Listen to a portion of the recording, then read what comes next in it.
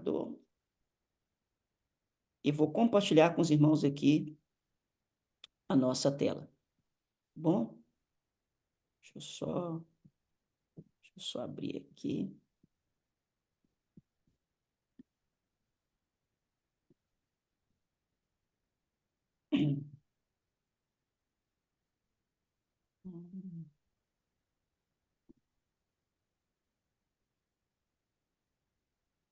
Vamos lá. Todos estão a ver nossa tela aí? Tranquilo, né? Esse material está em formato Keynote, que é o material que a gente usa aqui no iPhone, mas depois eu vou transformar ele em PDF. E aí você pode usar tanto ele, eu vou mandar ele em Keynote e vou mandar também ele em PDF, que em PDF não, em PowerPoint, né? Que aí os irmãos podem usar no outro sistema que não seja o sistema da IPA, tá bom? Então vamos lá então, treinamento avançado de líderes. Nós vamos falar um pouquinho hoje sobre a visão da Catedral da Esperança. Eu estive conversando muito com o pastor Hudson, esse material foi enviado para ele já um tempo atrás. Estou na reunião. Enviei hoje para ele novamente, para que ele pudesse avaliar novamente, para que a gente tivesse a mesma linguagem, né? Estamos aqui respaldados pela, Estou em reunião. a liderança da nossa igreja, que é o nosso pastor Hudson, tá bom? Vamos começar pelo básico aqui, então. Vamos falar um pouquinho que tipo de igreja nós queremos ser. Já parou para pensar isso? Que tipo de igreja você quer pastorear? Que tipo de igreja você quer liderar? Que tipo de igreja você quer exercer a sua liderança? Aí alguém pode falar, pastor, mas essas igrejas não são tudo igual? Não, não são tudo iguais. Nós temos a mesma ideia de igreja, né? Mas cada igreja, ela precisa ter isso aqui que eu vou falar aqui agora. Toda igreja precisa ter três coisas: uma visão, um propósito e uma missão. Então, muitos pastores não sabem isso aqui é básico, mas é impressionante que a gente precisa ter esses pontos. Pastor, o que é visão? Visão é aonde nós queremos chegar. Onde eu quero chegar com a minha igreja? Qual a visão que eu tenho para a minha igreja? Onde eu quero chegar? Tem pastor, por exemplo, que não quer crescer a igreja. Ele falou, não, pastor, eu quero ser pastor só de 100 pessoas. Não quero passar disso. A visão que eu tenho é a igreja de 100 pessoas. Não, pastor, eu tenho uma visão que eu quero só ajudar as pessoas carentes. Eu quero trabalhar com rua, então eu quero só trabalhar com comunidade de rua. Eu só quero trabalhar com isso. Então a visão dele é aquela, né? Então, se ele tem essa visão, não adianta ele querer atingir outras áreas, porque ele vai ter problema, porque a visão dele não tem nada a ver com aquilo que ele quer alcançar.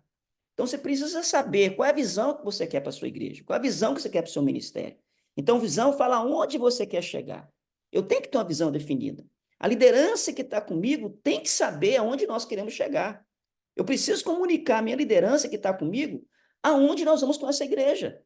Por exemplo, eu tenho que chegar com a minha liderança e falar, olha, gente, esse ano nós estamos trabalhando nessa área, ano que vem nós vamos chegar nesse ponto, no terceiro nós vamos chegar nesse ponto, no quarto ano nós queremos chegar aqui, até 5 anos nós queremos atingir essa meta. Quando chegar nos 5 anos, a gente bola outra visão. A gente reavalia a nossa visão. Porque isso vai dar segurança para a sua liderança. Imagina você estar trabalhando na igreja, que você pergunta para o pastor assim, pastor, o que é que nós vamos fazer com a nossa igreja ano que vem?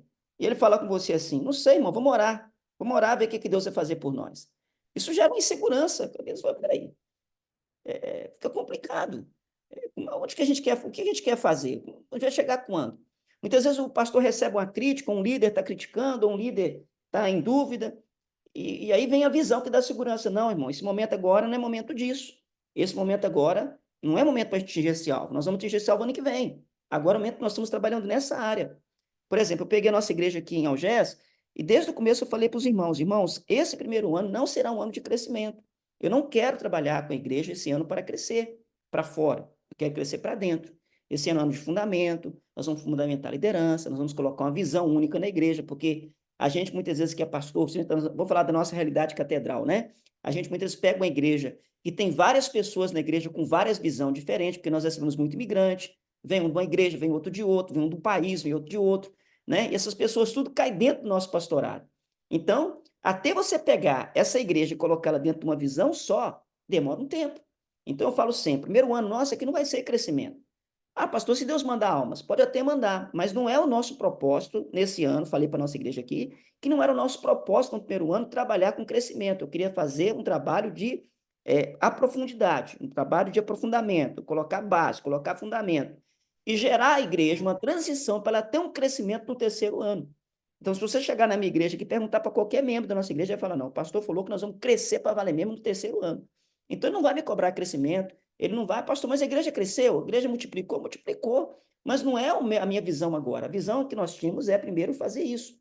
Então, o pastor de uma igreja tem que saber qual é a visão para a sua igreja. Naquele momento, essa visão tem que estar clara, tem que ser comunicada, e o líder que vai liderar, ele também tem que ter uma visão, ele tem que saber o que ele quer com aquele ministério. De repente, um líder está entrando na igreja, a visão que ele quer, a igreja não vai lhe atender. Por quê? Ele tem uma visão errada. Ele está buscando na igreja uma coisa que aquela igreja não vai fazer por ele. Por isso que tem que ser muito claro a visão que nós temos para uma igreja. A segunda coisa é o propósito. O que é o propósito? Por que eu quero chegar lá? Muitas vezes a visão é bonita, mas o propósito é errado. Sim ou não? Tem propósito que é errado. Tem gente que quer crescer igreja para quê? Para ter dinheiro. Outros querem crescer igreja para ter poder. Outro quer crescer igreja para ter fama. Quem já viu esses propósitos aí? Sim ou não? Então a pessoa quer fazer uma igreja, a visão é até bonita, mas o propósito que está no coração dele está errado. Então tem que saber qual é o propósito, né? E nós não andamos por proposta. Nós que somos líderes temos que andar por propósito. Você imagina um líder que anda por proposta. Ele está na sua igreja, está trabalhando com você, a igreja tem um propósito, e ele não está no propósito, e de repente ele recebe uma proposta. O que vai acontecer? Ele vai aceitar a proposta porque ele não tem o propósito. Estão entendendo, meus amados? Então nós temos que ter um propósito. Quem anda por propósito não aceita a proposta. Eu, por exemplo, hoje estou num propósito, eu estou dentro da Catedral da Esperança, estou junto com o meu pastor, nós estamos trabalhando num trabalho de unidade, nós estamos trabalhando num propósito de qualificação da igreja, um propósito de trazer a igreja para um nível de excelência, amém? Então, se alguém chegar e falar assim, olha, Carlos, eu te faço um convite para você ir para o Japão amanhã, te pago tanto. Eu falei, obrigado pela proposta, mas não é o meu propósito agora. Não tem esse propósito. Meu propósito agora é focado nisso. Por exemplo, eu sou advogado, e alguém já falou, pô, cara, vai ganhar muito dinheiro e tal, cara, não é meu propósito. Esse trabalho que eu tenho, ele é só um meio para Deus me dar uma ajuda no meu sustento, mas não é o meu propósito ser um grande jurista aqui em Portugal. Meu propósito é Saiu edificar uma igreja. pouco tempo. Meu propósito é fazer E um ele tem trabalho dentro aceitado do meu cargos. ministério, entendeu? Então, eu tenho que entender qual é o meu propósito. Muito líder fica de proposta em proposta porque ele não tem um propósito. Dúvida até aí? Posso ir? Amém? Missão. A missão agora é: o que eu preciso fazer para chegar lá? Eu tenho uma missão. Por exemplo, Jesus deu uma missão: ir de fazer discípulo. Ele entendia que para a igreja atingir o que ele queria, tinha uma missão, tinha uma maneira de fazer, que é fazer discípulo. Então, missão fala do que eu preciso fazer para chegar no meu propósito e atingir a minha visão. Então, muitas vezes, na liderança, o pastor se esbarra nisso aí. Ele quer ganhar gente, ele quer crescer a igreja, ele quer multiplicar. Aí você pergunta, pastor, e qual é a missão que você vai desenvolver para fazer isso? Não sei, pastor, vamos fazer o culto aqui, culto quarta, culto domingo, culto sexta-feira, escola dominical, estudo bíblico, e Deus vai dar o crescimento. Não, isso não é missão. Missão é algo muito definido. Missão é uma estratégia, missão é um modelo, aquilo que eu quero trabalhar para chegar onde eu quero chegar. E não tem missão perfeita. Tem gente que vai crescer através de campanha de oração, tem gente que vai crescer através de evangelismo de rua, tem gente que vai crescer através de modelos de pequenos grupos, tem gente que vai crescer através de ministérios de rede. Cada um vai ver qual a missão que adequa para si, porque nem sempre a maneira de eu fazer vai adequar com a sua maneira de fazer. Vocês lembram muito bem que quando Davi foi matar Golias, Davi chega para matar Golias e Saul falou assim, olha, luta com a minha armadura. Você é um guerreiro, luta com a minha armadura. Ele colocou a armadura e ficou pesada. Ele falou, ó, com essa armadura não dá. Eu vou lutar com as armas que eu sei lutar. Eu sei lutar com a funda. Então tem muito pastor aí engessado, travado, porque ele quer fazer uma missão que não é para ele. ele tem um chamado, ele tem uma vocação, ele tem uma habilidade para uma área e ele quer fazer a missão do outro. Então, você tem que achar a sua missão. Pastor, como é que eu acho a minha missão? Como é que eu acho aquilo que eu sou bom? É fácil. Olha o lugar que a sua unção flui. Olha o lugar que a sua unção deságua. Olha o lugar que a sua unção é reconhecida. Olha o lugar que a sua unção é respeitada. Por exemplo, eu tenho dificuldade para arrancar câncer dos outros, eu tenho dificuldade para poder arrancar tumor dos outros. Não é a missão que eu tenho. Tem gente que tem, glória a Deus por isso.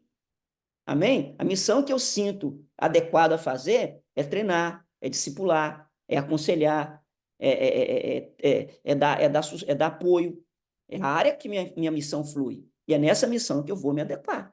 Então, a missão é o que eu preciso fazer para chegar lá. Então, nós temos uma missão na catedral que é fazer um propósito ser cumprido. Amém? Dúvida nesse primeiro slide? Posso continuar? Ficou dúvida aí? Alguém quer comentar algo aí para a gente poder adiantar? Ficou com a dúvida? Pastores que estão aí conosco? Posso continuar? Tem alguma dúvida? Tem algo aí que mudou no seu coração? Vamos participar, para ficar à vontade, tá, irmãos? Posso ir? Então vamos lá. Vamos falar então qual é a declaração do propósito da Catedral da Esperança. Então, se alguém perguntar para você qual é o propósito da Catedral da Esperança, é que tem que estar na ponta da língua. Ganhar uma multidão que não se pode contar. Apocalipse, capítulo 7, versículo 9. Isso é o nosso propósito. Isso tem que estar gravado, né? Com uma placa, onde chegar, quem perguntar. Por que essa igreja existe? Ela existe para ganhar uma multidão que não se pode contar. Esse é o propósito da nossa igreja Catedral de Esperança. Nossa igreja é altamente evangelística, é altamente missionária, é altamente participativa, é altamente acolhedora com imigrantes, com pastores, com liderança, com quem quer trabalhar para Jesus. Porque nós temos um propósito, que é ganhar uma multidão que não se pode contar. Apocalipse, capítulo 7, versículo 9. Estamos entendidos? Qual é o nosso propósito? Lembra que eu falei que propósito é por que nós queremos chegar? Por que nós existimos? Então está aqui qual é o nosso propósito. Nós não temos outro propósito. Se alguém entrar na nossa igreja e falar assim, eu estou entrando aqui nessa igreja aqui para liderar aqui, para trabalhar como líder, mas o meu sonho é a gente montar aqui, nós temos uma grande igreja aqui de referência de louvor. Eu falei, esse não é o nosso propósito. Nosso propósito aqui é ganhar uma multidão que não se pode contar. Nós somos uma igreja altamente evangelística, nós somos uma igreja altamente ganhadora de almas. Amém? Sim. Continuando. Dentro de... Pode falar alguém aí que falou? Chamou atenção aí? Jéssica, falou alguma coisa? Posso ir? Só concordei, disse amém. Amém. Vamos lá, então. Vamos, então, falar sobre a nossa visão. Lembra o que é a visão? Onde nós queremos chegar? Vamos lá, então. Qual é a nossa visão? Nosso encargo é edificar uma igreja de vencedores, onde cada crente é um ministro e cada casa seja uma extensão da igreja. Então, vamos trabalhar em cima dessa nossa visão? Nosso encargo é edificar uma igreja de vencedores, onde cada crente, cada membro é um ministro e cada casa é uma extensão da igreja. Vamos então trabalhar nisso aqui, ponto por ponto? Vamos lá então. Qual a diferença entre cargo e encargo? Vejamos. Cargo é uma mera posição em uma estrutura. Isso é encargo. Isso é cargo. E o que é encargo? O que é encargo? É um chamado para uma causa, um clamor que está no nosso coração. Então, o nosso encargo é aquilo que arde em nosso coração. Então, tem muita gente na igreja, líderes, que só trabalha por cargo. Vocês conhecem gente assim? Que só trabalha por cargo? Eu não sou diácono, mas está é minha função. Eu não sou pastor, isso não é minha função. Eu não sou presbítero, isso não é minha função. Então, nós temos na igreja, infelizmente, me perdoe, essa praga instalada no meio evangélico, no meio clerical. Eu vou mandar um material junto com esse material para vocês, que fala sobre isso aí. Essa coisa que foi criado na Igreja Apostólica Romana, e que nós herdamos, do clericalismo, né? E dos leigos, onde tem uma turma lá em cima, que é os clérigos, e os leigos lá embaixo, e só quem pertence ao clero, que tem o cargo, tem que exercer atividade. Então, essa praga essa coisa impregnou na igreja, e as pessoas só trabalham se tiver um cargo. Então, ela pode estar vendo uma coisa para fazer, mas ela não faz porque ela não tem o cargo. Então, irmãos, qual a dica que eu dou para vocês? Nunca coloque uma pessoa para trabalhar por causa de um cargo. Primeiro, olhe o encargo dessa pessoa. Nunca escolha um diácono, um presbítero, um pastor e vou dar pelo um cargo para ele ser. Não. Ele já tem um encargo. O cargo só vai dar a legalidade daquilo que ele já se manifesta, daquilo que ele já é. Deu para entender isso, irmãos? Somente vai manifestar. Então, um pastor, quando ele chega ao pastorado, ele não pode ser pastor agora que ele tem um título. Não, ele já era pastor, ele já trabalhava como pastor, ele já agia como pastor. E então agora ele vai receber o cargo, a unção, que vai legalizar o encargo que ele já ocupava. A mesma coisa com o diácono, a mesma coisa com o presbítero, a mesma coisa com o evangelista, a mesma coisa com o ministério de louvor. Né? Eu já vi muita gente falar assim, pastor, eu queria trabalhar tanto no ministério de louvor. Eu falei, irmão, você tem um encargo para ser um levita? Você gosta disso? Não, mas eu quero cantar domingo na igreja e aparecer na live. Então não vai. Vai que é um cargo, mas ela não tem um cargo. Ela não gosta de estudar, ela não gosta de cantar. Eu tive uma irmã na igreja uma vez que ela virou para mim, não cantava nada, muito desafinada. Ela me procurou e falou, pastor, eu estou muito triste porque Deus já falou comigo que eu tenho, pastor, ministério de adoração. Só que na igreja o líder do louvor não me deixa cantar, pastor. Eu estou muito chateada com isso, porque Deus já falou comigo. E eu falei para ela, irmã, a senhora está pecando. Por que, pastor, que eu estou pecando? Eu falei, porque se Deus falou que a senhora tem um ministério de louvor, a senhora tem um encargo, a senhora é super desafinada e não canta nada. Por que a senhora não foi ainda para a escola de música para obedecer o ídolo de Jesus? A senhora está atrasando o propósito de Deus. A senhora precisa, se Deus falou que a senhora só tem que ir para a escola de música urgente, para treinar essa voz sua e desenvolver o seu ministério. Que se a senhora não fizer isso, a senhora está atrapalhando o propósito de Deus e impedindo outros de te usar. Ai, pastor, nunca pensei nisso. Eu falei, pois é. Então não foi, porque ela não queria estudar, ela queria cantar domingo na igreja. Então tem muita gente assim, que quer na igreja cargo, né? Ela chega na igreja, eu recebi uma pessoa uma vez na igreja, um obreiro, né? E ele chegou e me trouxe uma pasta de documento, assim, uma pasta, irmãos, um chumaço de documento. Ele falou, pastor, quero congregar com o senhor aqui, e eu quero dizer para o senhor que eu sou pastor, eu tenho treinamentos, aqui está aqui a minha pasta de documentação, com os meus certificados, os meus títulos, as igrejas. Eu peguei aquela pasta com muito carinho, com muito respeito. Eu falei, oh, pastor, eu fico muito feliz de uma pessoa tão preparada como o senhor e quer congregar conosco aqui.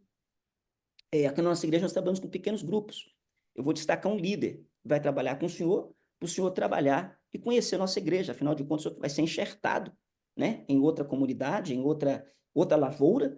Então, para não ter nenhum risco de uma rejeição do senhor e da lavoura, eu vou te encaixar aqui com um líder aqui, que vai andar com o senhor o tempo, para o senhor entender a visão, o propósito da igreja, para a gente poder usar o senhor. Afinal, o senhor está tão preparado.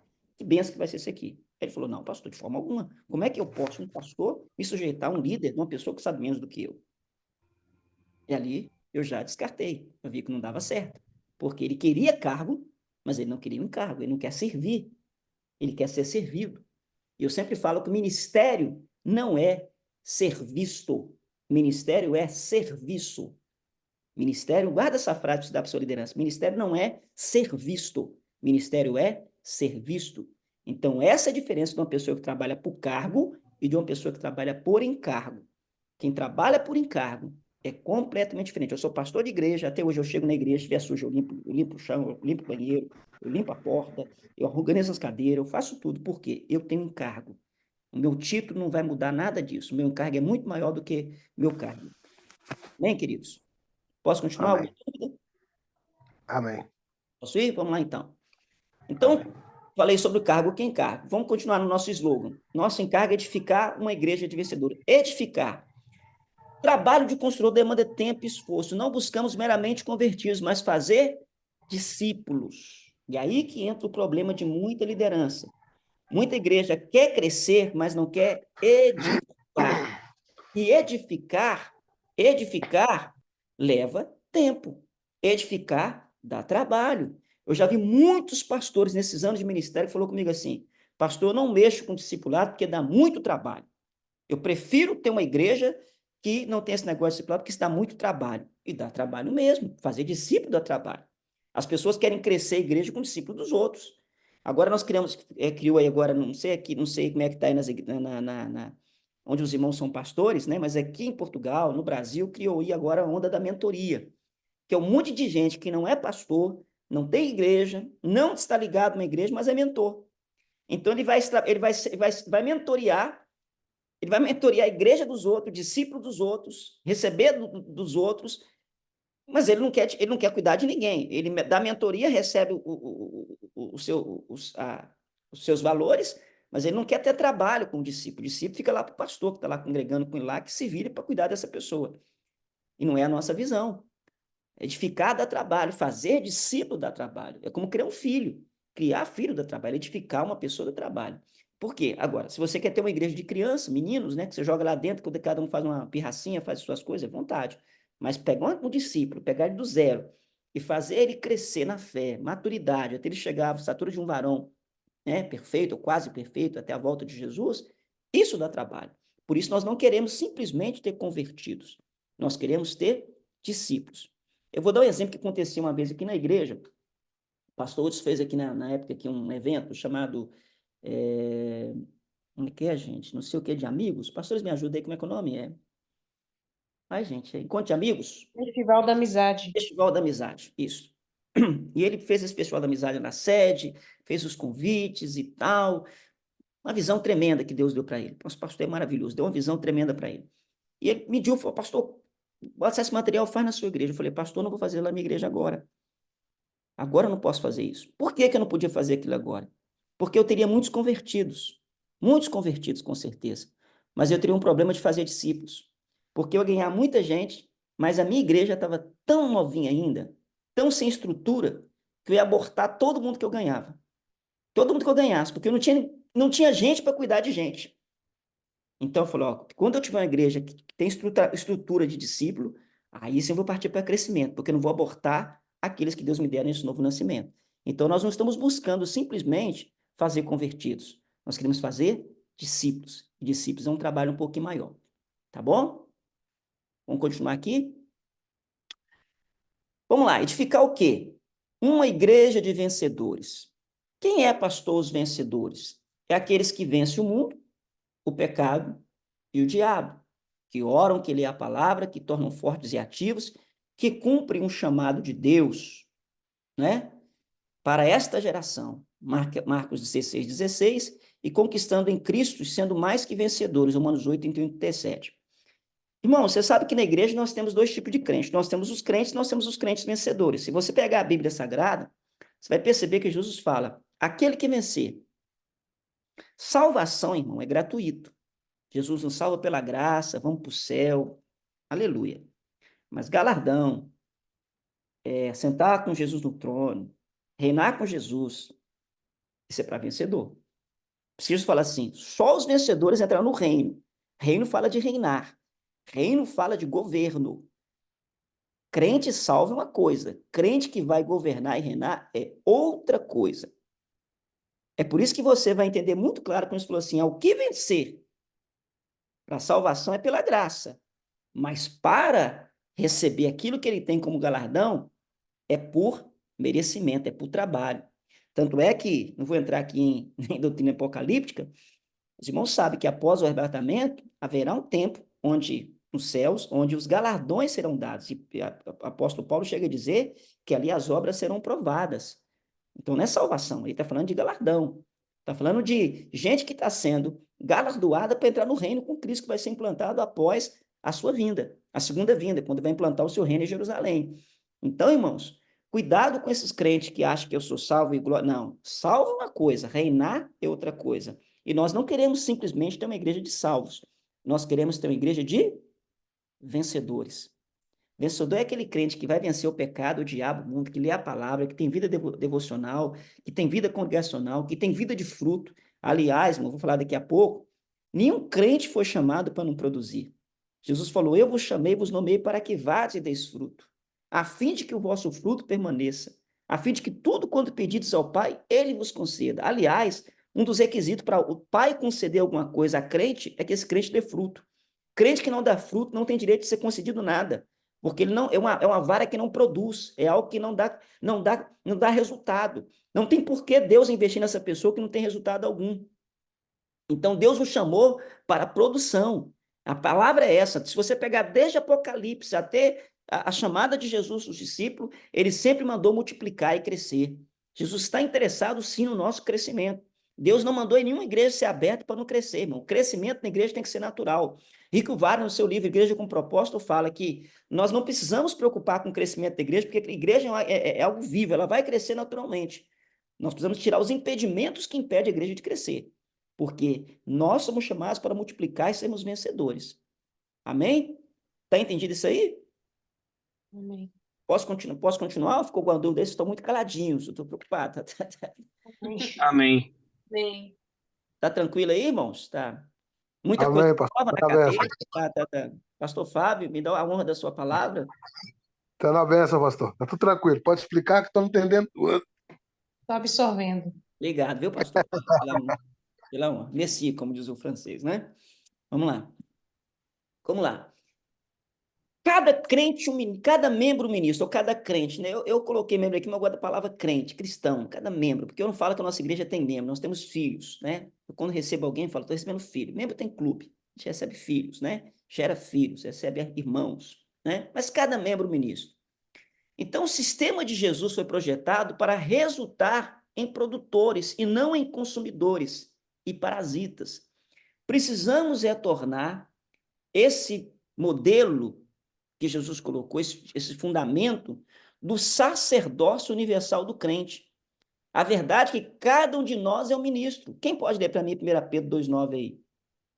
1 Pedro 2,9.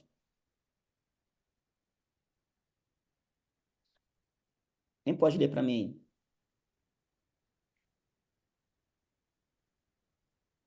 Mas vocês são a raça escolhida, os sacerdotes do rei, a nação completamente dedicada a Deus, o povo que pertence a ele.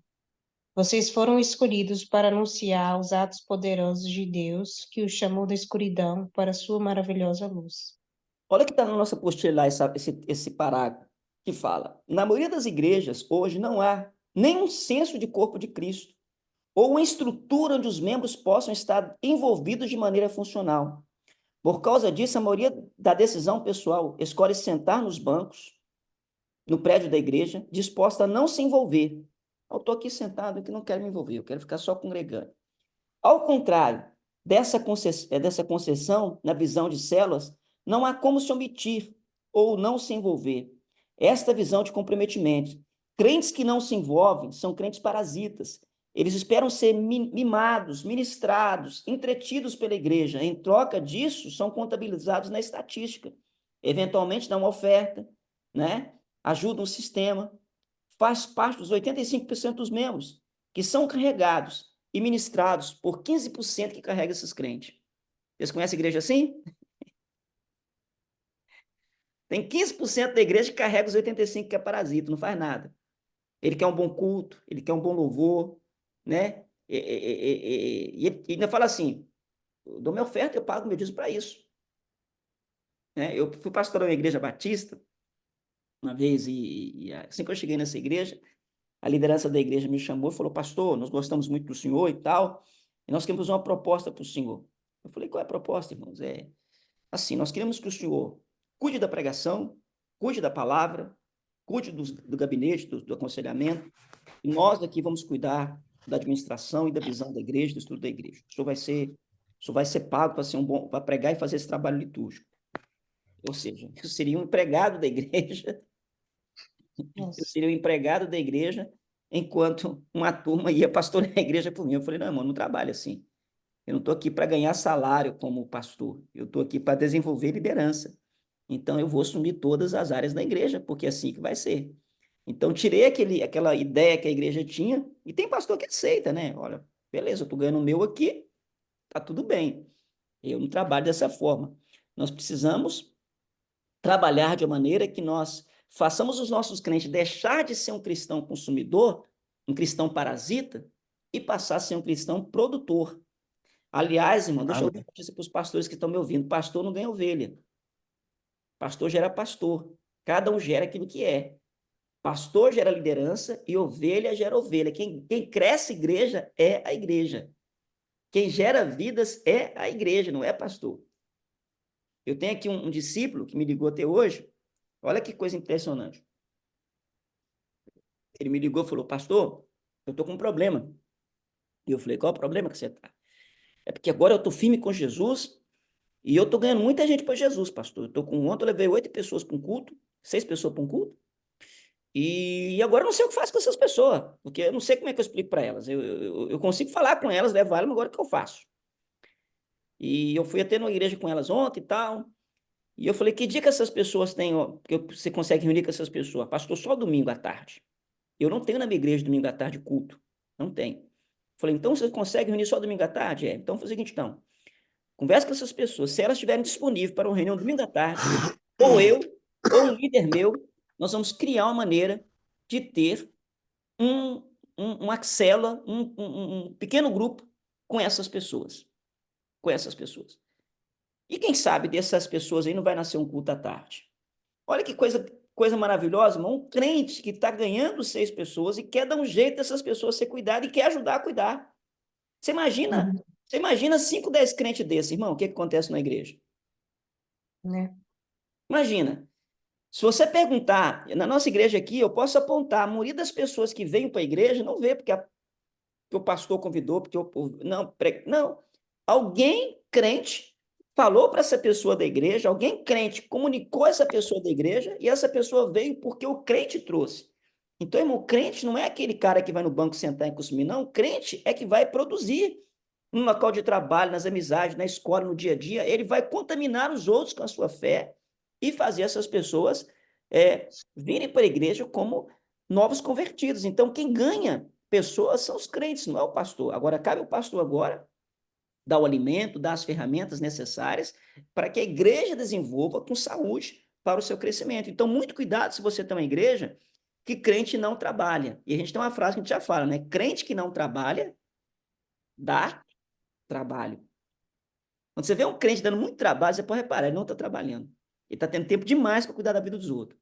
Cuidar mal, né? Falar mal, mas não está produzindo. Tá bom?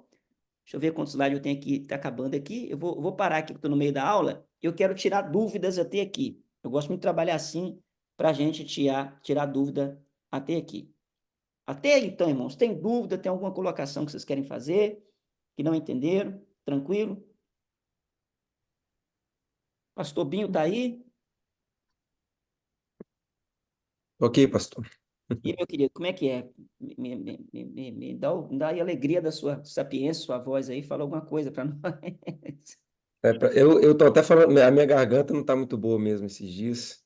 Ah, tá bem. Mas, pastor, quem tá Ah, ouvindo o senhor aqui, é difícil ter dúvida. É difícil ter dúvida. O senhor explica com tá tranquilo, né? muita maestria. É difícil, pelo menos da minha parte, é difícil ter dúvida quando a gente ouve o senhor explicando, né? Tá excelente, tá excelente. Vamos lá, então. Material, quanto a explicação, tá ótimo. Vamos, então, lá. Já falei que é cada crente ministro. Deu para entender isso aí? Cada crente Uhum. ministro. Irmãos, inclusive meus colegas pastores, irmão, não amarra crente, não. A gente tem mania, pastor Binho, com aquele zelo, do cuidado, do ministério, ficar amarrando o crente que quer ser ministro. Talvez da posição de um cargo, colocar em cima do altar, até tem que ter essa cautela. Mas crente que quer trabalhar, meu irmão, não amarra, não. Você fala assim, pastor, mas não está preparado. Irmão, deixa ele fazer com o que ele sabe. Porque, irmãos, tem pessoa que a gente acha que não vai dar nada, mas quando você solta ele, e quando você trabalha em pequeno grupo, você vai ver isso. Gente que na igreja, irmão, você fala assim, não, essa pessoa não sabe pregar. Mas, irmãos, ela cuida de gente, ela traz gente, ela ganha gente, que você fala assim, meu Deus do céu, como é que essa pessoa consegue fazer isso? Então, assim, não amarre o crente, não deixa, o que o crente quer fazer para trabalhar, não impeça ele, porque quanto mais você tiver crente ministro, mais a sua igreja vai ser uma igreja vitoriosa. Amém? Como é que esse crente se torna um ministro? Agora vamos lá, para a parte prática. Em nossa igreja, criamos um projeto de crescimento espiritual para cada crente. Esse projeto, os irmãos já conhecem aí, chama Plano de Crescimento Espiritual. Vamos pegar cada módulo para que os irmãos entendam como é que funciona. Os pastores que já estão a trabalhar, acho que vão concordar comigo aí. No módulo 1, cada crente conhece os fundamentos da fé para entender quem é e responder à razão da sua fé. Então, o módulo 1, gente, é aquele módulo para desintoxicar o crente velho e para ensinar o crente novo. Eu gosto muito aqui na igreja de uma pessoa que chega na igreja, ainda que ela seja pastor, que ela tenha um chamado ministerial, que ela já é um líder, um ministro, eu peço a ele para ele assistir, o meu módulo 1 é todo gravado, eu peço a ele para assistir o módulo 1. Por quê? Porque lá eu vou falar sobre batismo, lá eu vou falar sobre ceia, lá nós vamos falar sobre conversão, vamos falar sobre salvação. Porque tem gente que vem para a igreja e vem todo complicado, ele não acredita na salvação pela graça. Ele é um legalista, ele é uma pessoa que não acredita na salvação pela fé. E você pega essa pessoa, irmão, coloca ele para ministrar na igreja, coloca ele para pregar na igreja, coloca ele para cuidar de gente, ele vai matar seu crente. Por quê? Porque ele tem uma cabeça formatada no juízo, uma cabeça formatada na lei. Né? Por exemplo, você pega essa pessoa, a salvação é pela graça, você pega essa pessoa e joga ele no púlpito. E ele chega no púlpito e fala que para ser salvo, só vai ser salvo quem não cortar o cabelo. E aí? Dá um problema. Então, independente se a pessoa é novo líder, ou se ele já é um líder, um pastor antigo e tal, que chegou na sua igreja, manda ele assistir ou ler o módulo 1 da igreja, o seu plano 1 de crescimento. Primeiro, para ele ter a mesma linguagem que a sua igreja tem. Segundo, para quando ele for ensinar, ele ensinar aquilo que ele aprendeu. Como é que ele vai dar depois no módulo 1, vai discipular alguém, se ele mesmo não aprendeu os fundamentos da igreja que você é pastor, que ele vai congregar como líder? Então, eu sempre gosto que seja dessa forma. No módulo 2, cada crente aprende sobre a razão de sua existência. Ele Pastor, descobre... Oi. com licença, desculpa.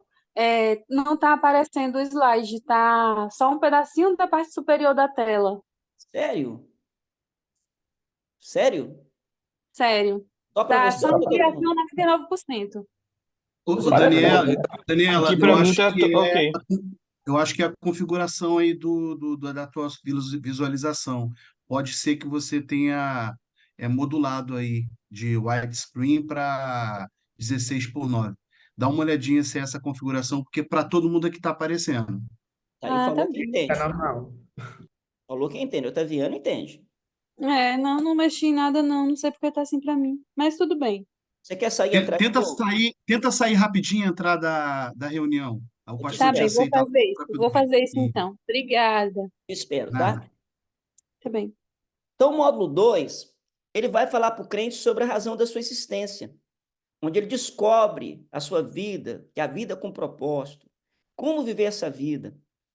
Pastor, mas isso é importante para um líder? Muito importante. Imagina um líder, irmão, que está vivendo por viver e não sabe por que ele está aqui. Ele não sabe o propósito da sua existência. Ele não sabe qual a razão da sua existência aqui. Vai ser difícil trabalhar com uma pessoa dessa, que ela vai ter em pico de depressão toda hora. Uma hora ela está em cima, outra hora ela está embaixo, uma hora ela está querendo uma coisa, querendo de outra, porque ela não tem um propósito, ela não tem, sabe, uma razão de existir, ela não tem uma vida com propósito. Então a gente tem que entender qual é o propósito da nossa vida. Principalmente nós que somos líder. Nós, misericórdia, irmão, um líder que não tem um propósito definido de vida. Né? A gente, muitas vezes, como líder, a gente é bombardeado, é criticado, é atacado, é caluniado. E o que não nos faz existir? Justamente o nosso propósito. Eu tenho um propósito, minha vida tem um propósito, eu não estou aqui por acaso. Né? Então, no módulo 2, a gente aprende sobre isso. Tá bom? No módulo 3, Dani voltou? Voltei sim, pastor. Obrigada. Dando certo aí? Já tá parecendo legal, sim. Vendo?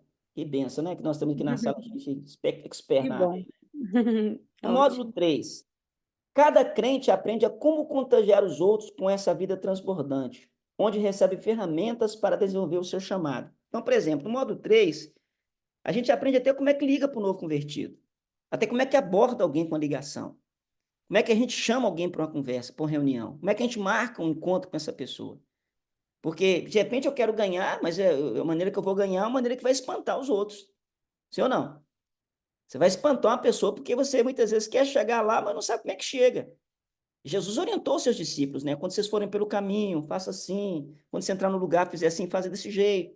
Então, no módulo 3, a gente aprende como ter uma vida contagiante, como é que a gente aborda, como é que a gente trabalha com essa pessoa nova, como é que leva essa pessoa para uma experiência, para a comunhão da igreja. Então, é muito importante esse módulo 3.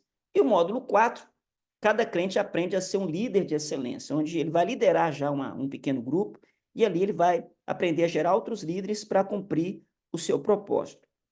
Aqui na minha igreja, eu vou implantar agora já os nossos pequenos grupos. Nós vamos começar agora com aproximadamente 12 pequenos grupos, né? Eu resolvi trabalhar com homem e mulher separado, vou trabalhar aqui com 12 pequenos grupos. E eu deixei para dar um módulo 4, que é o módulo de liderança, agora que os líderes vão estar liderando. Então, eles vão estar fazendo a prática da liderança e fazendo a teoria, né? Eu resolvi fazer dessa forma, porque senão eles teriam a teoria e quando chegasse na hora da prática, podia ser que eles esquecessem daquilo que eles aprenderam. Então, eu preferi, enquanto eles estão liderando agora, eles vão estar aprendendo as ferramentas e como funciona a célula. É lógico que eu e a pastora Andréia passamos um tempo com eles, fazendo reuniões de pequenos grupos já com eles no discipulado, para quando eles começarem a fazer as células ou os pequenos grupos, eles façam no modelo que a gente quer que eles façam. Do jeito que a gente fez, eles vão fazer também.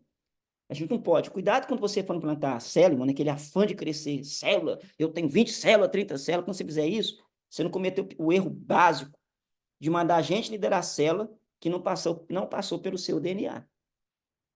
Então, é muito importante, qual a sugestão que eu dou para os pastores que forem implantar os pequenos grupos? Você escolhe aí 5 homens, ou sei lá, os líderes que você escolher, e antes dessas líderes começar uma célula, eles precisam passar um tempo com você em célula, onde você vai ser o líder da célula. Você vai fazer o lanche, você vai fazer o quebra-gelo, você vai fazer a introdução, você vai dar a palavra, você vai fazer o encerramento, você vai fazer tudo. Para quando eles começarem a célula, eles fazerem o que eles aprenderam com você. Porque senão você vai ter celulite. Gente que vai ter uma célula lá que daqui a pouco o cara... É um pequeno culto no lar, é um culto de libertação, vai ter o que eles falam, vai a panela, vai ter uma série de coisas. Por quê? Ele não teve o DNA, ele nunca viu de você como é que lidera uma célula. Como é que ele vai liderar uma célula se ele nunca viu com ninguém como é que lidera uma célula? Ah, pastor, mas ele é crente. Mas ele não conhece esse modelo de trabalho de pequeno grupo. Então, é importante que você, pastor, o líder que vai fazer aí, né? É importante, você que é líder de um pequeno grupo, o seu co-líder esteja junto com você, fazendo do mesmo jeito que você faça. Para quando esse pequeno grupo multiplicar, ela seja reproduzida como ela é. A célula como ela é. Não gera uma célula diferente. E célula diferente, você sabe, dá câncer, né? Então, é importante que a célula tenha a mesma configuração quando ela for multiplicar. Por isso que é importante o treinamento no módulo 4. Posso ir? Dúvida tem aí? Posso ir? Vamos lá. Então, existe uma diferença entre ter a visão e a visão. Ter uma visão não é algo difícil, basta mudar a terminologia da igreja. A nossa visão agora é essa. Todavia, ser conquistado por uma visão é completamente diferente, implica em mudança de mentalidade.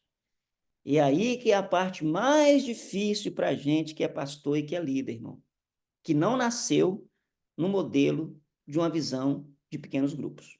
Mudar a nossa mentalidade. Nós, pastores, temos a mania de querer controlar tudo na igreja, né? Tudo tem que estar debaixo do nosso controle, né? E deixa eu dar uma notícia muito boa para vocês ou ruim. Eu tive a experiência de ter uma igreja já com 83 células. E quando a igreja chega a 83 células, literalmente você não tem mais controle da igreja. Não tem. Eu tinha 83 células e tinha 2 cultos, né? E acontecia várias vezes de eu encontrar com alguém na rua e a pessoa, meu pastor, Pai do Senhor. Eu falava, você é da minha igreja? Eu sou, pastor, eu reúno, eu vou no culto das 5. E eu não sabia quem era a pessoa, porque eu não conseguia saber quem era. E eu falava assim, mas eu perguntava, você é discípulo de quem? Você está na célula de quem? Eu sou, meu líder é o fulano de tal. Aí quando eu pegava o relatório do líder, que eu vi o nome dele lá, eu sabia quem ela era, onde que ela morava. Aí depois eu dava um feedback, via na igreja, olha, lembrei de você, você é do tal. Aí eu falo com o líder, encontrei com com um líder seu. Ah, pastor, aquela pessoa é uma bênção, pastor, não sei o quê. E acontece muito isso. Tinha vezes que as células estavam fazendo reunião. Eu nunca permiti que fizesse célula dia de culto, né? Dia de culto não pode ter célula. Mas acontecia várias vezes de eu estar em viagem e a célula está fazendo eventos, está fazendo evento ponte, os adolescentes fazendo encontro, os jovens estão para outro lugar fazendo outro evento. A gente não tinha controle mais. Eu não tinha controle mais do que acontecia, de forma geral, nos pequenos grupos, mas eu tinha controle somente através dos discipuladores e líderes que me davam um relatório daquilo que estava acontecendo. Então, eu não tinha mais esse controle. E era uma coisa muito boa, porque eu não segurava a igreja, eu deixava a igreja se desenvolver, porque a igreja ela é viva. A igreja cuida da igreja, a igreja ela cresce com a igreja ela é orgânica, ela tem que crescer naturalmente, sem enxerto de nada, ela tem que crescer saudável, crescendo naturalmente. Então, mudar essa mentalidade nossa, primeiro de pastor, para entender que a igreja vai crescer, que o pastor não vai ser o centro. Quantas vezes eu chegava no lugar e tinha uma honra para o discipulador, né? E eu chegava lá, mais de 40 pessoas honrando o discipulador, dando presente, com o aniversário dele, e eu ficava feliz com aquilo, né? E tem pastor que fica ciumado, poxa, por que ele falou, deu para o discipulador, ninguém falou de mim? Então, assim, acontece muito isso. Então, o pastor tem que mudar a mentalidade dele, entender que agora ele tem companheiros que vão ajudar ele no ministério, que vão ajudar ele no trabalho, que vão, né, desenvolver isso com ele. Então, mudar essa mentalidade de querer controlar tudo, de segurar tudo, de trazer a igreja muito para dentro do templo, deixar a igreja andar nas casas, deixar a igreja andar na vida comum. O líder começar também a desenvolver esse hábito de ganhar, de consolidar. A primeira geração, quando você implanta um pequeno grupo, ela é mais complicada, porque você está fazendo uma transição. Só tem uma vantagem. A segunda geração que converte já nos pequenos grupos, acabou. Eles vão fazer naturalmente. Naturalmente, porque eles já conhecem, nasceram no modelo. Né? É igual você pegar nós aqui que viemos do Brasil para Portugal, querer colocar o nosso português de Portugal. É muito complicado, porque a gente tem uma linguagem já do Brasil.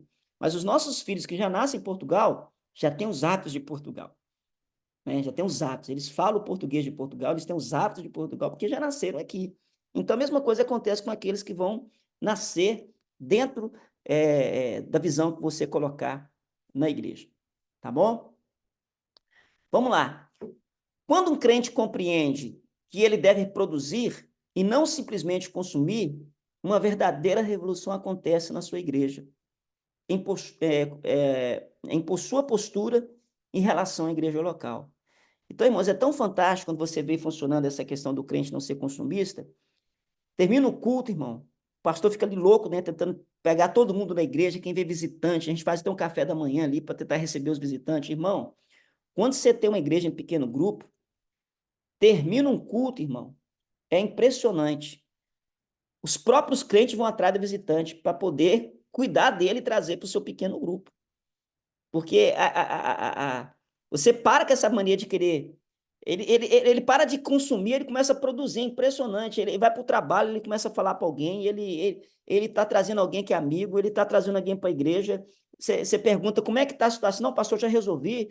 Eu lembro até hoje, a gente foi fazer um batismo uma vez, a gente fez uma campanha de batismo chamada Festa das Águas.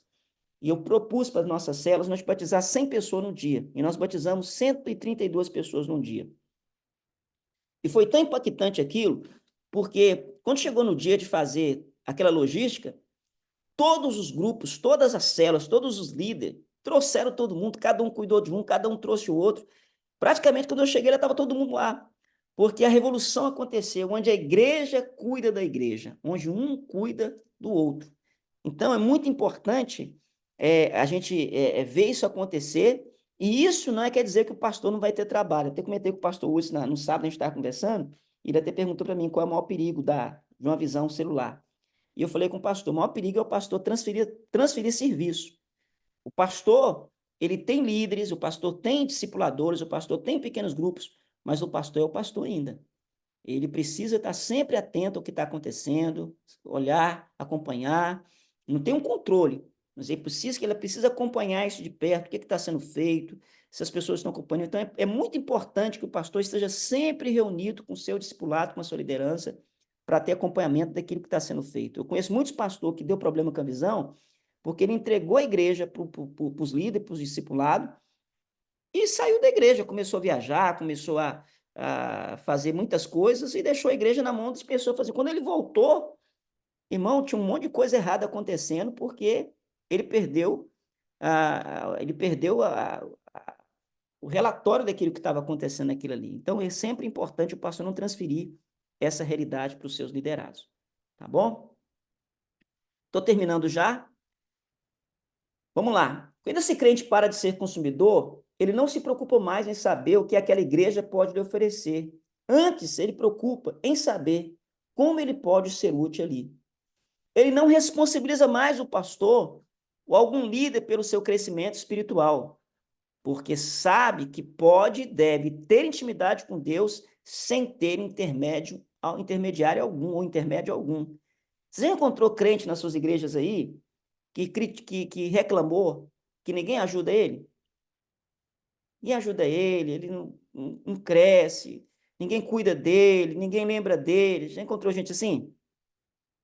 E a gente fica doido tentando cuidar de todo mundo, né?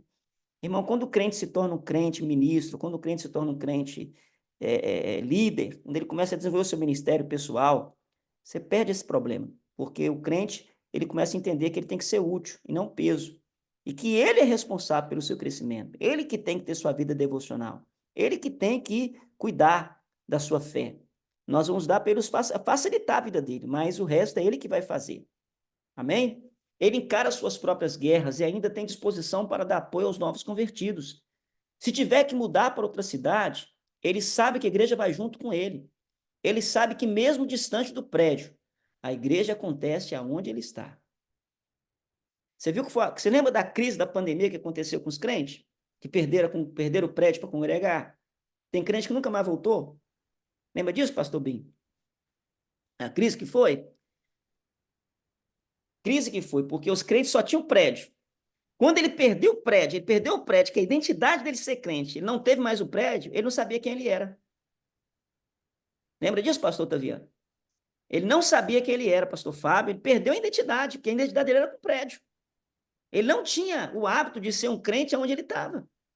Então, quando mandou ele para casa, que ele tinha que fazer culto doméstico, que ele tinha que fazer reunião com a família, que ele tinha que relacionar com os irmãos através da comunhão, ele entrou em crise, porque ele nunca viveu aquilo. E alguns desviaram, nunca mais voltaram, e ficou por isso mesmo. Por quê? Porque nós criamos uma pessoa que tudo é prédio. Culto, programação, e não demos a liberdade para esse crente ter a vida comum, de sacerdócio universal, de ser crente que serve, de estar junto, de comunhão. E foi um grande problema. Então, tem muita gente que está presa ao prédio, né? E aqui, eu deixo até um adendo aqui para os pastores que estão me ouvindo. Quando você tem uma igreja que não tem pequenos grupos, não tem esse trabalho de discipulado, o seu foco deve ser onde está o seu prédio. O seu prédio tem que estar num lugar bom, tem que ter um lugar visível, tem que ser um lugar que realmente chame a atenção, porque você depende do prédio para as pessoas chegarem na sua igreja. Agora, quando você tem os pequenos grupos implantados na sua igreja, aonde está o seu prédio não faz questão nenhuma. Aonde está o seu prédio não faz questão nenhuma. Você pode pegar o seu prédio, instalar ele. Vocês viram onde que é a igreja do Carlito Paz? É na beira de uma rodovia, irmãos, fora da cidade. Quando você tem essa coisa funcionando, o prédio é um lugar simplesmente para congregar. Por exemplo, eu fiz um erro lá no Brasil agora, antes de vir para cá. Qual foi o erro? Eu tinha uma igreja muito forte, com células, com grupos e tal. E eu fiz um prédio muito chique na cidade, muito no centro da cidade, muito chique. Gastei muito com esse prédio, muito. Fiz um prédio assim realmente de excelência. Depois que eu terminei, eu arrependi. Porque eu não precisava ter gastado tanto naquele prédio. Eu precisava de um prédio mais funcional. De repente, o dinheiro que eu gastei naquele prédio ali, se eu tivesse conseguido uma área maior, por exemplo, eu tinha uma chácara que ficava a 8 quilômetros desse prédio, com 4.000 metros. E o meu prédio ficava numa área de 460 metros. Então, se eu, por exemplo, eu tivesse gastado lá na chácara, que ficava só a 8 quilômetros, eu tinha uma estrutura de 4.000 metros quadrados para poder fazer todo um crescimento que a igreja tinha. E a minha célula levava o junto para lá. As minhas células, os meus líderes levavam as pessoas para lá. Né? Eu tive esse erro de concentrar muita despesa num prédio no centro, porque eu achava que tinha que ter toda aquela coisa de um grande prédio, né? E, na verdade, eu precisava de espaço, eu precisava de local, eu precisava de ambiente para poder cuidar do crescimento que eu tinha. Aquilo limitou meu crescimento, porque eu fiz um Ô, curso, fiz pastor um curso, Carlos, dá para fazer o terceiro curso, comecei a ter problema. Fala, meu pastor.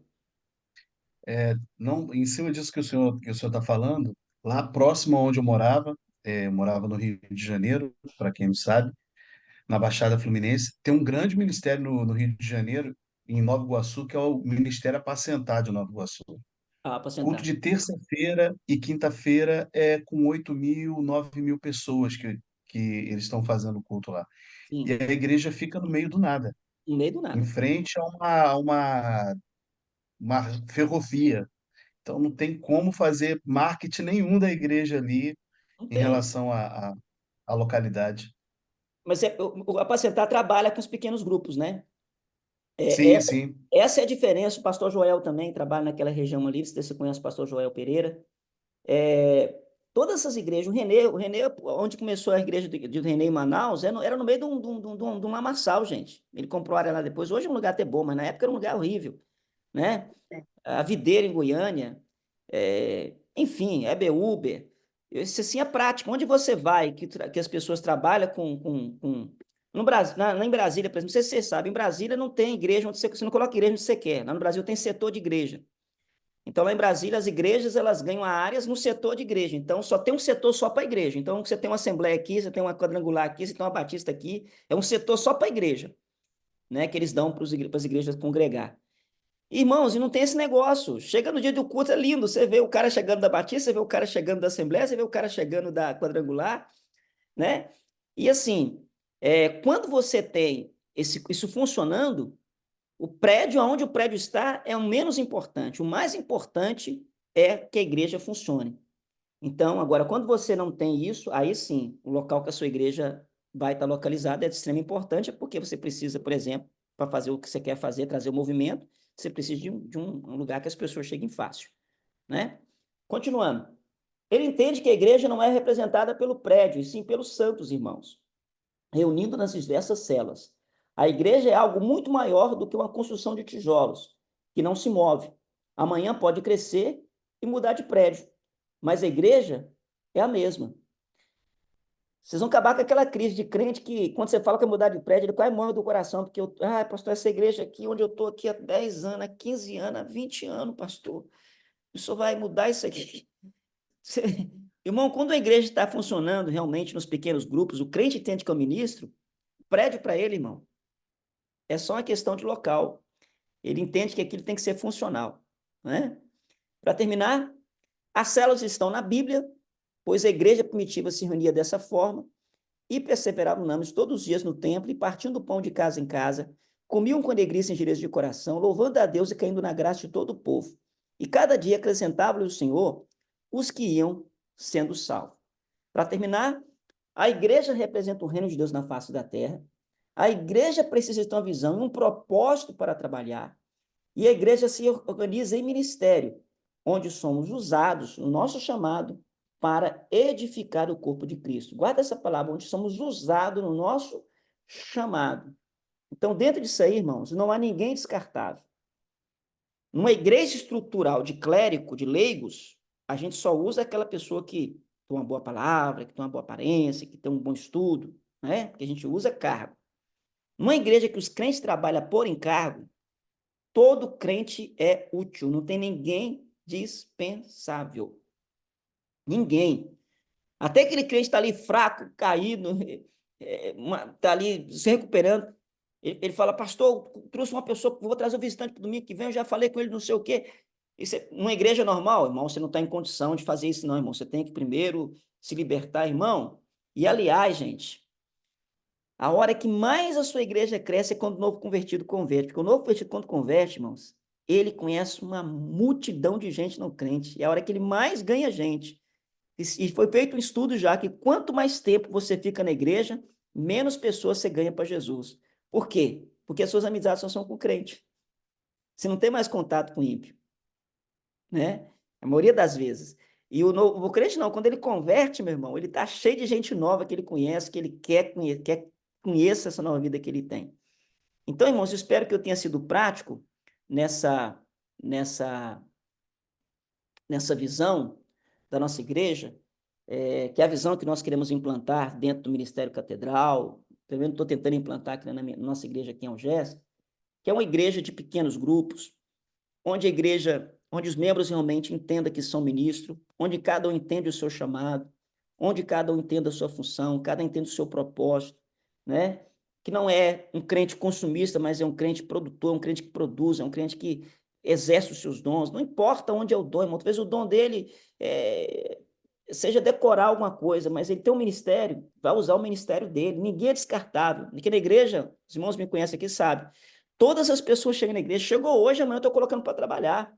É só falar comigo que quer fazer alguma coisa, eu te coloco para servir. Eu não espero passar essa coisa toda de protocolo. Eu coloco para servir, porque é servindo que a pessoa começa a desenvolver os ministérios na igreja, e é lógico que eu vou dar as ferramentas para o treinamento, para essa pessoa fluir dentro da visão que nós queremos para ela. Então, para os crentes que estão assistindo a esse treinamento, os irmãos que estão assistindo, que são líderes, que estão na iminência de ser líderes, espero que você entenda o seu chamado. Que você foi chamado para gerar algo, para fazer algo. Deus tem um propósito na sua vida. Se Deus te plantou nessa igreja onde você congrega, é porque você tem algo para produzir aí. Você é uma árvore frutífera que vai dar seu fruto no lugar próprio onde você foi plantado. Eu tenho certeza que Deus tem algo para você. E se você é pastor, colega que está aí exercendo o ministério, talvez aí, pastor, que rumo que eu tomo para o ministério? A gente não precisa inventar muito, irmãos. Como é que Jesus começou o seu ministério? Estou terminando aqui nossa aula, mas assim, poucas palavras no final. Como é que Jesus começou o seu ministério? Vamos lá, como é que Jesus começaria o ministério hoje do jeito que nós começamos? Como é que Jesus começaria?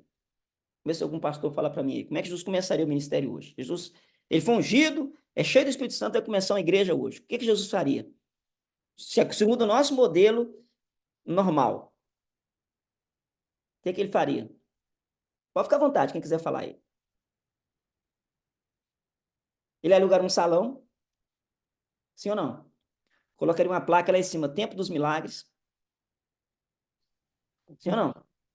Um bom som. Hoje com o Instagram, com certeza, ia pagar um tráfego pago para as pessoas conhecerem o seu ministério de cura e libertação, e chamaria as pessoas. Imagina Jesus aqui, irmão, curando enfermo, aleijado, ressuscitando morto. Sim ou não? Bombava, sim ou não?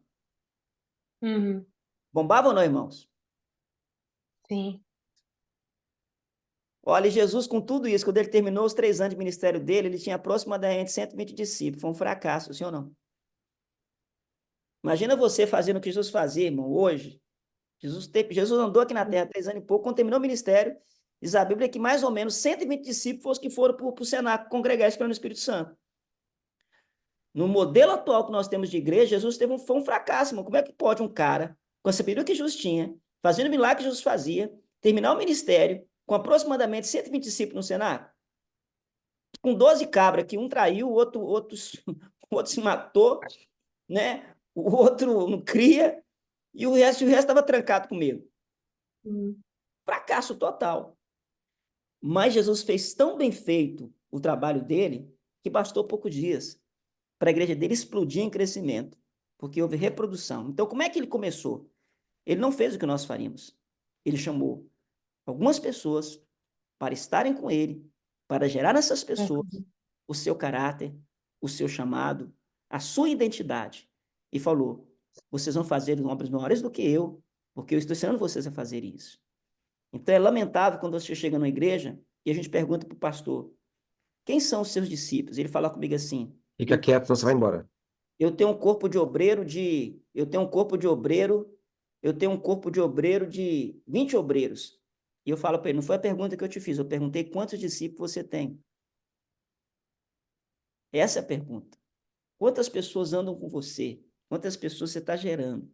Quantas pessoas, as pessoas que realmente são discípulos, que você está gerando essas pessoas para fazer aquilo que tem que ser feito? Que você come, que se relaciona, que você anda junto. Quantos? A gente não precisa inventar um modelo diferente de Jesus, irmão. Jesus já deixou o modelo pronto. Ele mandou trazer a gente para perto. É muito difícil você ser traído por gente que você anda tão junto, por discípulo. Muitas vezes as traições de ministério andam por gente que tem cargo, e não por gente que tem cargo, não por gente que relaciona. Então é preciso criar esse vínculo de relacionamento para a gente ter filhos na igreja e não somente obreiros que estão por causa de um título, por causa de um cargo. Que Deus abençoe os irmãos. Eu vou abrir um espaçozinho aqui agora de 5 a 10 minutos para alguém que quiser tirar alguma dúvida. E nós vamos encerrar nossa aula. Nossa aula é aproximadamente 1h30 no máximo, tá bem? E vamos encerrar nossa aula de hoje. Então, eu quero abrir o espaço aí para alguém que ficou com uma dúvida. Durante a aula, talvez você deve ter notado alguma coisa que você queria falar, ou alguma coisa que você mudou na concepção depois dessa aula. E eu quero dar esse espaço agora para você falar alguma coisa e ficar à vontade, tá bom? Pode ficar à vontade. Aí os pastores que estão comigo, quiserem completar algum entendimento do que eu falei, fiquem à vontade, tá? Nós estamos aqui como equipe para aprender junto, para estar juntos aqui. Amém? Vamos lá, mais alguém? Eu vou fechar aqui a gravação, até mesmo porque não tem necessidade mais de gravar aqui. Deixa eu só fechar aqui. Pode perguntar, irmão, se quem quiser